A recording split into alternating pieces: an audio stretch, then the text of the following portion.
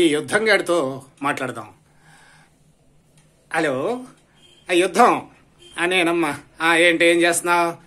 సంవత్సరం క్రితం మీ నాన్నగారు కాలం చేసిన దగ్గర నుంచి నీతో అసలు విషయం చెప్పలేదు, ఎందుకు వెంటనే అడగడం అని అవి ఇవి మాట్లాడి పెట్టేసేవాడిని ఫోను. ఇవాళ మరి నీకు అసలు విషయం ఒకటి చెప్పాలా. ఏం లేదురా, నువ్వు ఉన్నావు కదా, ఆ రోజు ఆయన పోవడానికి ఒక నెల రోజుల ముందు నా దగ్గర ఒక 1000 రూపాయలు అప్పు తీసుకున్నారు. నువ్వు చూసావు కదా, నీకు తెలుసు. మరి అది ఇప్పుడు దాకా ఇవ్వలేదు. నేను వెంటనే అడిగితే బాగోదు, చిన్న కుర్రోడు కదా అని నేను అడగలేదు. అది ఇచ్చేస్తే నువ్వు కొంచెం నాకు బాగుంటుంది. ఏంటి, ఆయనకి నాకు సంబంధం ఏంటి? ఆయన చేసిన అప్పులు నేను ఎందుకు తీరుస్తాను అంటున్నావా? అదేంట్రా బాబు, అంటే నీకు తెలియకపోతే పర్లేదు, నువ్వు చూసావు, పైగా మనం దగ్గర వెళ్ళాం. అలాగంటే అలాగా చూడు, మరి ఇవ్వవా? నాన్నగారి అప్పులు నీకు సంబంధం లేవా? ఒకవేళ నాన్నగారికి ఎవరైనా 10,000 రూపాయలు ఇవ్వాలని పట్టుకొచ్చి ఇచ్చినా కూడా నువ్వు తీసుకోవా? అది కూడా సంబంధం లేదా? సర్లే బాబు, సర్లే అని ఒక విషయం.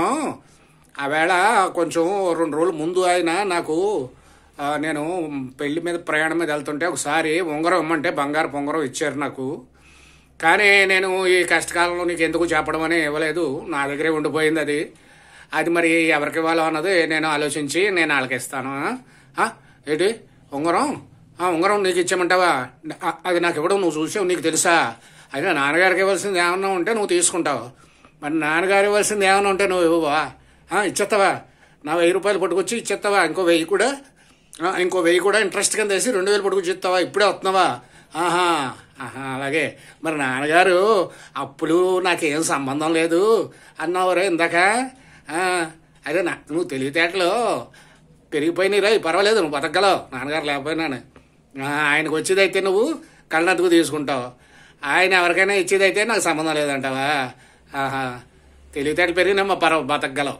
అదేరా, ఉంగరం లేదు, ఏం లేదు. నువ్వు నాకు 1000 రూపాయలు ఇవ్వడం కరెక్టే కానీ ఇత్తేయి లేదా లేదు, కానీ మీ నాన్నగారు నాకు ఉంగరం ఇవ్వడం ఏం కరెక్ట్ కాదు. అది నువ్వు ఏమంటావో అని మనసు తెలుసుకుందామని ఫోన్ చేశాను. పెట్టే అమ్మ, పెట్టే. ఈ తెలివితేటలో మన దగ్గర చేస్తున్నాడు.